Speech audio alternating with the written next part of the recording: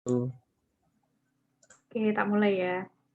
Assalamualaikum warahmatullahi wabarakatuh. Kami dari kelompok 10 mata kuliah Teknologi Penyiaran akan melakukan presentasi dari tugas Bapak Adi Sucipto. Next.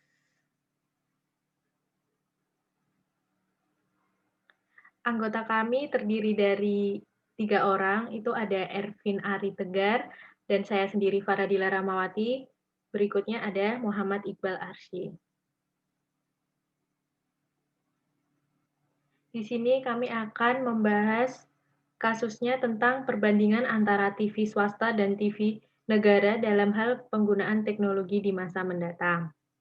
Next. Untuk pokok pembahasannya ada 3. Yang pertama, perbedaan teknologi analog dan digital. Yang kedua, perbedaan siaran analog dan digital. Dan yang ketiga, itu ada kendala dan manfaat pada teknologi digital.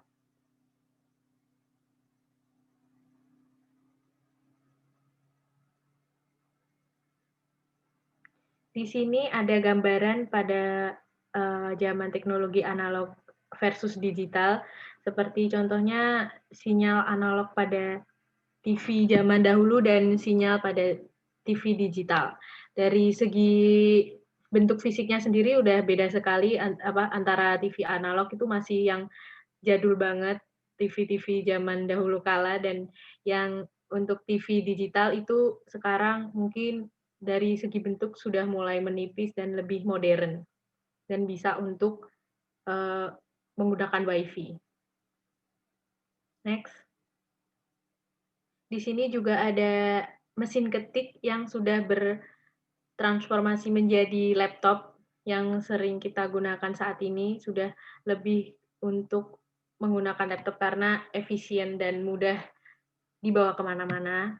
Terus ada lagi kamera analog dan kamera digital, di mana kamera analog itu sangat susah sekali karena penyetingannya sendiri itu masih manual, benar-benar dari tenaga manusia itu sendiri. Kalau kamera digital kita sudah bisa menyeting secara otomatis, jadi dari sistem kameranya. Next. Pembahasan pertama akan saya jelaskan sendiri, itu tentang perbedaan teknologi analog dan digital. Dari sisi pengertian, teknologi analog dan digital sangatlah berbeda. Saya di sini akan menjelaskan dari teknologi analog terlebih dahulu, yaitu merupakan sebuah teknologi yang dirancang untuk keperluan tertentu dan sistem yang digunakan masih secara manual. Dengan kata lain, teknologi yang digunakan pada analog membutuhkan proses yang cukup panjang agar menghasilkan sesuatu. Terutama tenaga itu sendiri sangat membutuhkan banyak pada teknologi analog. Kalau teknologi digital sendiri, teknologi yang dirancang untuk keperluan tertentu dan sistem yang digunakan sudah dilakukan secara otomatis. Dengan kata lain, teknologi yang digunakan pada digital lebih banyak menggunakan sistem komputer dalam menghasilkan sesuatu. Next.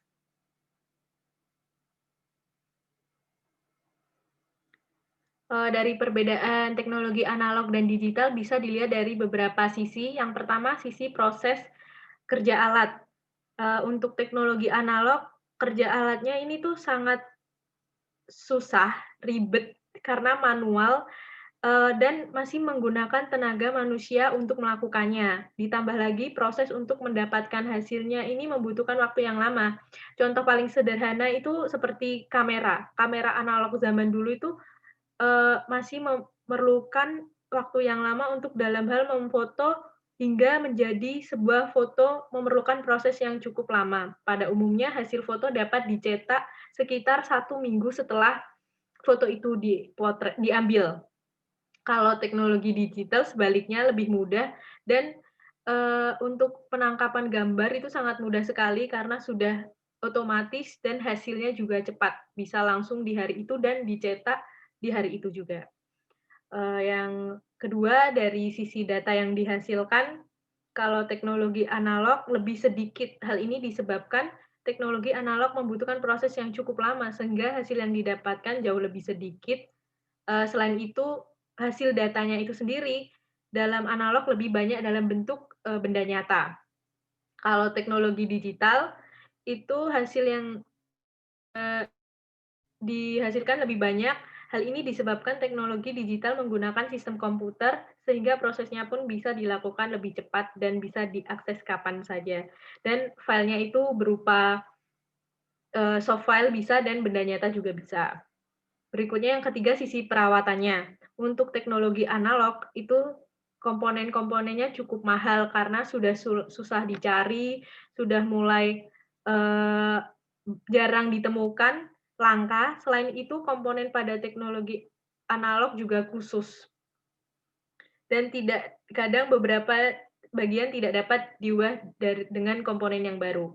Berikutnya kalau teknologi digital itu masih relatif cukup murah karena mendapatkannya itu masih mudah dan di mana-mana ada.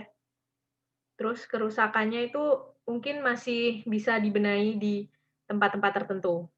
Yang terakhir itu dari sisi penyimpanan, seperti yang saya katakan tadi, kalau untuk analog, datanya yang dihasilkan selalu sebuah bentuk nyata, seperti contohnya tape recorder analog. Untuk dapat merekam suara, gelombang suara yang diambil langsung dari mic yang direkam pada tape recorder. Nah, dan ini hasil formatnya yakni dalam bentuk kaset recorder. Berbeda sekali dengan teknologi digital yang gelombang suara diambil dijadikan sebuah sampel yang nantinya akan diubah menjadi angka-angka. Setelah itu, angka-angka tersebut disimpan pada perangkat digital seperti CD. Sampel suara yang dihasilkan pun formatnya banyak sekali, bisa MP3, WAV, AMR, dan lain-lain. Terus masih bisa juga diubah dalam bentuk nyata. Itu saja yang dapat saya jelaskan tentang perbedaan analog dan digital. Selanjutnya akan dijelaskan oleh teman saya, Iqbal. Silakan Iqbal, dipersilahkan. Baik, terima kasih Pak Radila. Di sini saya akan menyampaikan tentang perbedaan siaran analog dan digital. Pada poin pertama, yaitu siaran analog adalah jenis siaran yang mengkodekan informasi gambar dengan memvariasikan voltase dan frekuensi dari sinyal. Jadi sistem yang digunakan dalam televisi analog diantaranya yaitu NTSC atau National Television System Committee, kemudian ada PAL, Bus Alternation Line, dan SECAM atau dalam bahasa Inggrisnya yang berarti Sequential Color with Memory. Kemudian pada poin kedua, siaran digital adalah jenis siaran yang menggunakan modulasi digital dan sistem kompresi untuk menyiarkan sinyal, video, audio, dan data ke pesawat televisi. Jadi dari TV digital ini itu bentuknya menggunakan bit data seperti komputer. Jadi tidak ada bedanya dengan sistem komputer seperti sehari-hari. Kemudian pada poin ketiga, perbedaan yang mendasar adalah dalam hal penerimaan siaran dari sebuah pemancar. Jika dalam penerimaan televisi analog masih bergantung dengan jarak penerima dengan pemancar. Jadi semakin jauh jaraknya, maka kualitas sinyal yang diterima itu akan semakin menurun. Dalam TV digital tidak akan ditemukan seperti itu, karena TV digital jangkauannya lebih luas daripada TV analog. Dan perbedaannya dapat kita lihat secara gamblang, yaitu jika TV analog itu, maka kalau semakin jauh pemancar dari penerima itu akan timbul seperti semut. Kemudian kalau untuk TV digital, jika melebihi dari jangkauan, maka terlihat seperti LCD yang kita nyalakan itu macet-macet.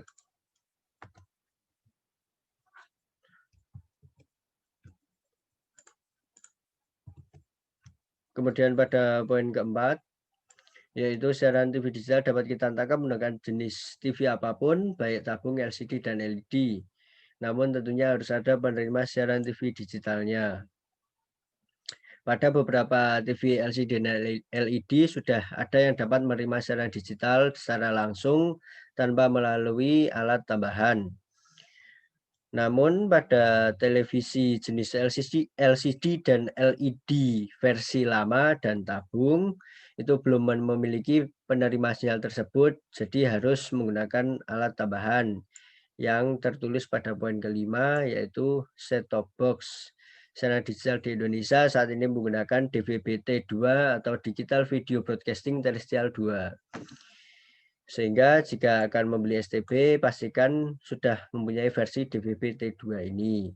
Kemudian pada poin ke-6, STB sebagai receiver sinyal digital harus memiliki standar yang sama dengan sistem pemancar atau transmitter, yaitu DVB-T2.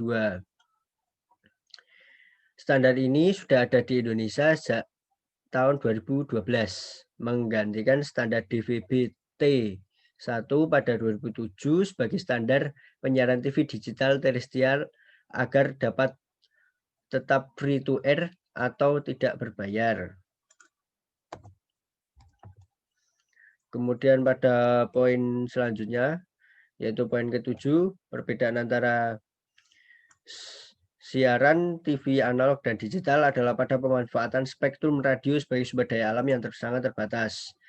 Pada sistem penyiaran TV analog atau non-digital, satu kanal frekuensi dapat digunakan menyalurkan satu program siaran TV. Sementara pada sistem penyiaran DVB-T2 atau digital, satu kanal frekuensi mampu membawa hingga 12 program siaran standar definition atau SDTV.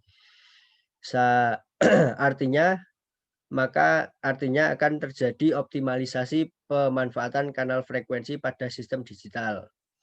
Kemudian pada poin ke-8, pada penyiaran TV digital, kualitas gambar dan suara jauh lebih baik dibandingkan dengan TV analog. Hal ini dikarenakan pancaran sinyal digital relatif stabil dan tidak menurun. Juga siaran TV digital hanya mengenal kondisi diterima atau dalam bahasa bit komputer yaitu 1, atau tidak diterima atau dalam bahasa bit komputernya itu 0. Selama sinyal bisa diterima oleh receiver, gambar dan suara konstan dapat dinikmati secara langsung. Sedangkan pada TV analog, kualitas sinyal cenderung menurun ketika lokasi penerimaan sinyal semakin jauh dari transmisi. Selain itu, TV analog juga rawan akan gangguan cuaca. Kemudian pada poin ke-9, aturan penyiaran digital dalam Undang-Undang Omnibus Law dan Cipta Kerja nantinya akan dilaksanakan 2 tahun setelah undang-undang tersebut diundangkan. Jadi akan membawa dampak terhadap konvergensi media dan yang semakin tajam dan intensif. Konvergensi tersebut tidak hanya terjadi dalam aspek teknologinya saja, melainkan juga akan terjadi pada tataran pengelolaan dan implikasinya. Sekian yang dapat saya sampaikan. Selanjutnya akan dilanjutkan oleh rekan Ervin. Silakan Ervin. Terima kasih Iqbal, dan sebelumnya tadi sudah ada Faradila juga. Saya akan membahas mengenai kendala analog dan juga digital. Permasalahan yang pertama yaitu mengenai tentang Indonesia yang belum memiliki infrastruktur yang memadai untuk teknologi televisi digital, dan penggunaan infrastruktur penyiaran teknologi analog juga dinilai tidak efisien karena belum menerapkan konvergensi. Tadi yang sudah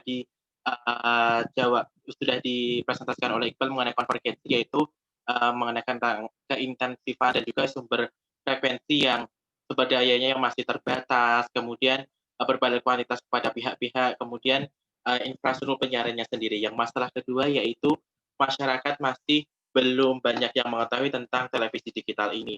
Memang sebagian besar masyarakat Indonesia ini masih menggunakan TV analog, dan itu memang yang menjadi harus perlu sosialisasi terhadap masyarakat, yaitu dengan penyuluhan-penyuluhan terhadap bidang Kominfo. Selanjutnya, Bel.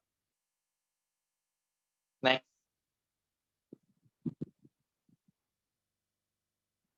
Nah, permasalahan yang ketiga yaitu praktik barang elektronik selundupan begitu mudah beroperasi di Indonesia atau black market sendiri, karena peralatan elektronik selundupan tetap mengalir ke pusat pertokoan seperti itu. Lalu selanjutnya apa solusinya seperti itu kan? Dari beberapa permasalahan tersebut ada solusi untuk menyelesaikan permasalahannya. Di antara lain, next Bel.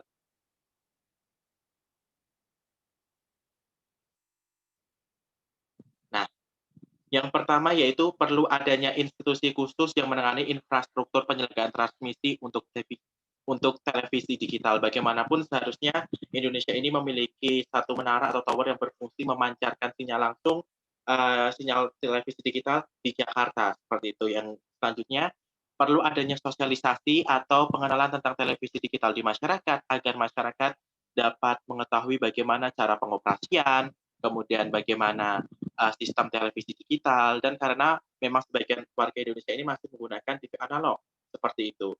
Dan yang ketiga, aspek aparat penegak hukum harus mengantisipasi terhadap oknum yang merugikan berbagai pihak melakukan tindak kriminal. Tadi sudah dijelaskan Iqbal mengenai dari salah satunya komposisi TV tabung yang memiliki set top box seperti itu adalah salah satu yang bisa barang-barang yang diselundupkan seperti itu. Selanjutnya, Bel. Nah, kemudian dari manfaat, apa saja manfaat dari teknologi penyiaran televisi digital ini? Yang pertama dari segi konsumen, menerima kualitas gambar dan suara yang lebih baik, dan itu pasti seperti itu kan, karena bagaimanapun televisi digital ini lebih jernih, kemudian transmisinya juga sudah kokoh, seperti itu, memperoleh program siaran yang lebih banyak.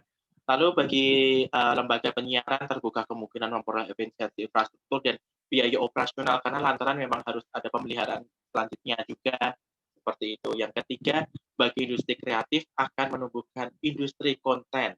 Menumbuhkan industri konten ini artinya menumbuhkan ide karena banyak sekali tayangan-tayangan yang akan disuguhi di dalam televisi digital tersebut. Dan keempat, bagi industri perangkat penyiaran digital ini akan memberi kesempatan seperti itu bagi industri nasional untuk memproduksi set-top box ini. Nah, yang kelima, bagi pemerintah penggunaan spektrum frekuensi radio akan menjadi lebih efisien karena kita tahu tadi sudah dibahas oleh Dila dan juga Iqbal mengenai frekuensi radio yang sistemnya ini terbatas seperti itu. Selanjutnya, Bel.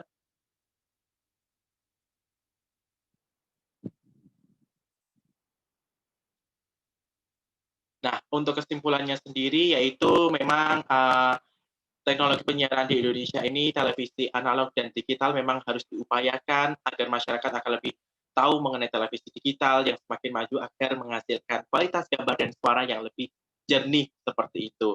Dan untuk programnya sendiri juga harus terkait dengan tujuan penyiaran yaitu mendidik, menghibur, dan juga memberikan edukasi terhadap masyarakat. Selanjutnya saya kembalikan ke Iqbal. Baik, terima kasih Ervin. Sekian dari kelompok kami yang dapat dipaparkan melalui presentasi kali ini. Mewakili teman-teman, saya mengucapkan terima kasih banyak dan mohon maaf jika banyak kesalahan kata dan kekurangan materi. Sekian, wassalamualaikum warahmatullahi wabarakatuh. Waalaikumsalam warahmatullahi wabarakatuh.